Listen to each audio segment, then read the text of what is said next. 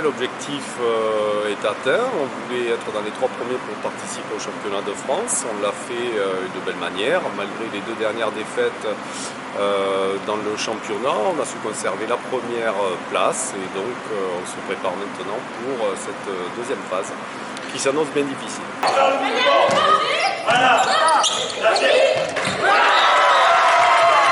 On va être avec les 3 premiers de la poule 1, c'est-à-dire Côte Basque, Bordeaux-Sceaux et Tournefeuille. Et on retrouve Bègles et Rodez, donc une poule dense où les matchs vont être certainement très compliqués. Avec quelles ambitions?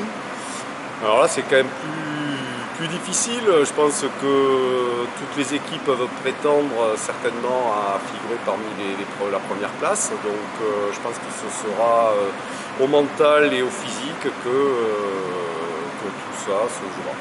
Sachant que la première place est qualificative pour les finalités. Voilà, l'équipe première de chaque poule en France se rencontrera dans un quart de finale et les vainqueurs iront en phase finale.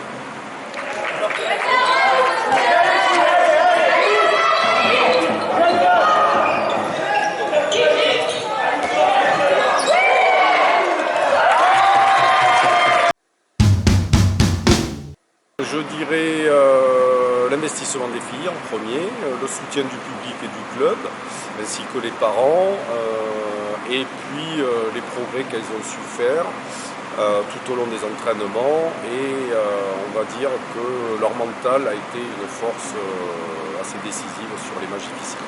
Est-ce que le match, la victoire à Bègles a été un match référence, un match déclic?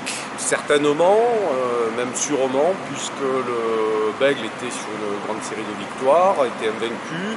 Nous avions eu des difficultés pour gagner nos matchs et c'est vrai que ça a été un petit peu un bon déclic. Ça a déclenché de bons matchs par la suite.